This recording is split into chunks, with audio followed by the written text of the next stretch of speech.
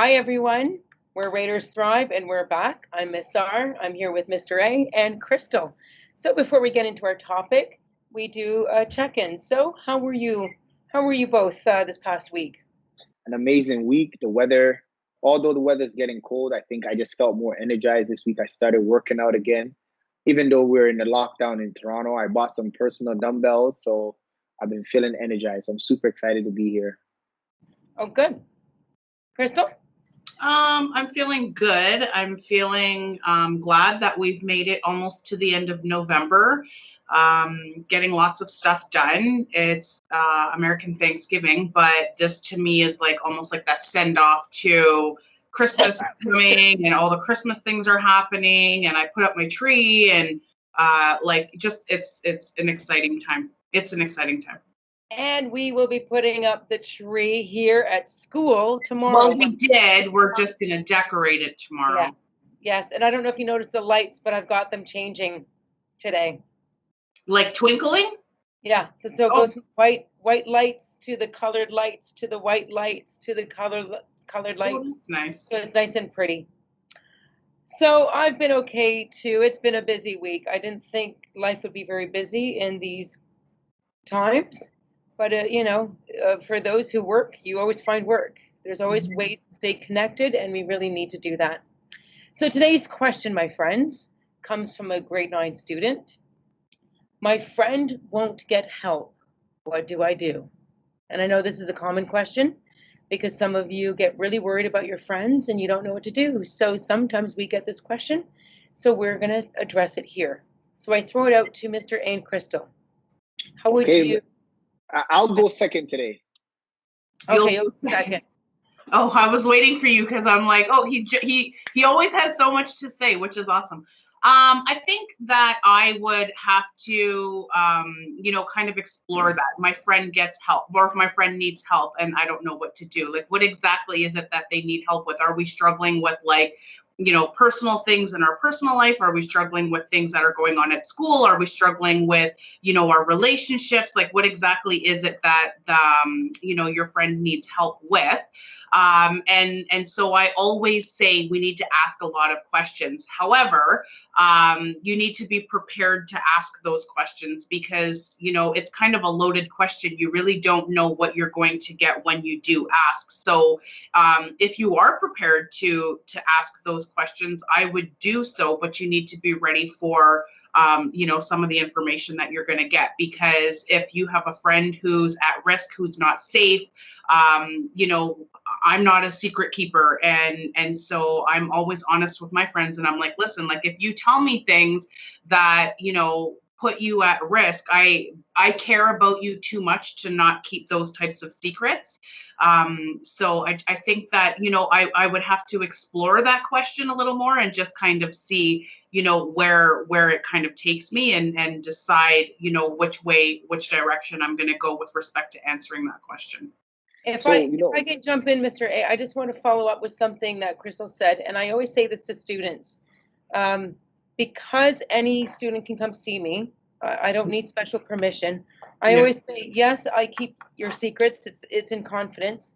However, if you're under the age of 16 and you tell me something that you're not safe at home, that we are required by law to call Children's Aid and let the VPs know that we've done so, and the principal, we need to be on board because, and not because we want to break your confidence, my lovely friends who are watching this, it's because our society cares about you, and if anything happens to you and they find out that you told me or someone at school and we didn't do anything, then now we're culpable. And so we want to make sure you're safe. We want to make sure that if there's siblings at home that are safe, we really just want you to be safe and well cared for, even though things might be in the open. We don't like things being out in the open because our culture thrives on things staying in secret. And when things are in secret, more harm can come to you because it's in secret. Nobody knows. So this value of transparency is actually a healthy value. So I just wanted to qualify that. Go ahead. So I think for, I mean, how I'm going to approach this question is at the basis of what help is. Help talks about being of service to someone or finding the resources for that person. So the question that was asked was, my friend wants help. What do I do?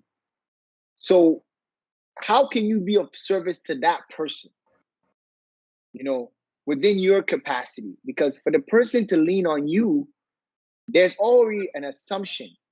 So always ask the question, what do you also want me to do with this information? Because that information determines why you are calling it help. If you're telling me something and you don't want me to help you, or you don't want me to do anything with that information, a lot of times, I think in communication, we need to clarify it, because you also don't have the right to just offload on people and think that we're supposed to just keep this information and it's not going to sit on our heart and make us worry and make us think about you, right? So I think as friends, we have to be very, as Ms.R just said, be very transparent.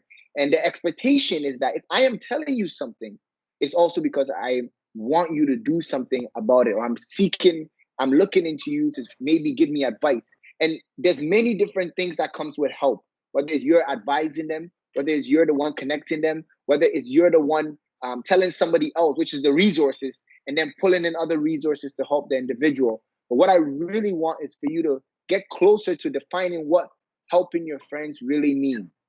Because, once you have a clear definition of that, for me, in my role as a social worker, I am a helper, but so are you that's, listening today, right? But how we do that is different.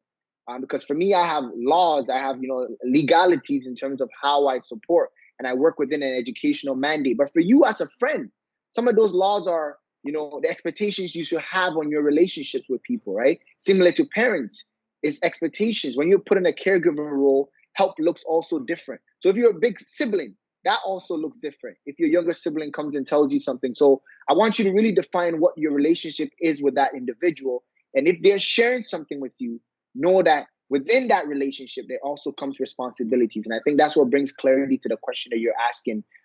Always know that there's a responsibility that comes with being even an active listener.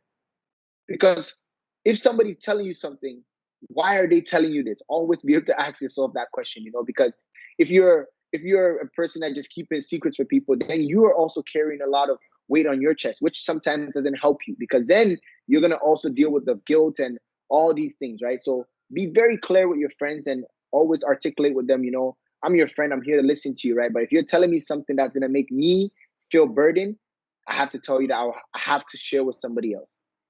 Yeah.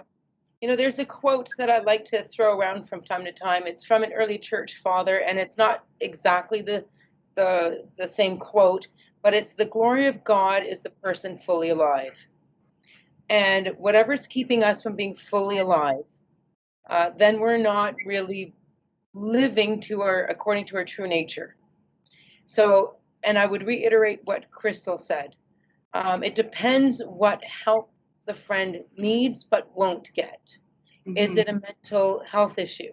Is it an undiagnosed depression or something like that? Is it much? Are they starting to do too many drugs? Are they in a toxic relationship?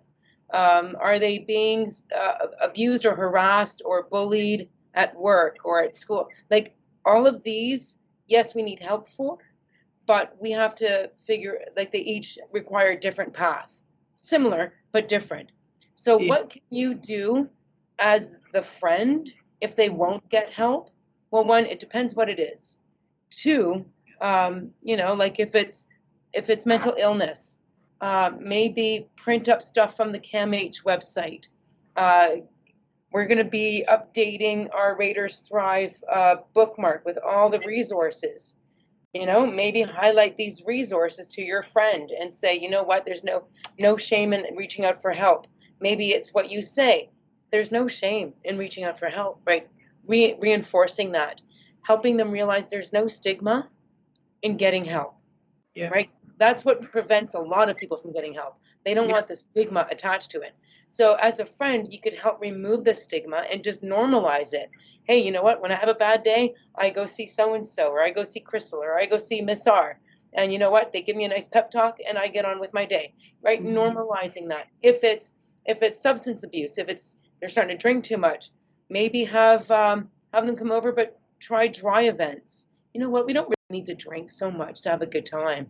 You know, introduce other ways of having a good time. Play cards, play a board game. You know, so there's different things that you can do as a friend, but it really depends what the issue is. That's it. So, and again, different issues require different levels of help. If I had a friend who needed real mental health support, I'm gonna bring my friend to Mr. A or Crystal. I'm gonna bring my friend to someone who's a professional in that field. If it's someone who just needs to talk about emotional stuff or they're struggling emotionally or spiritually, I'm gonna go see the chaplain, right? Like, so it really depends. Or if it's just an initial conversation, go to a teacher you trust, go to an adult you trust, a neighbor.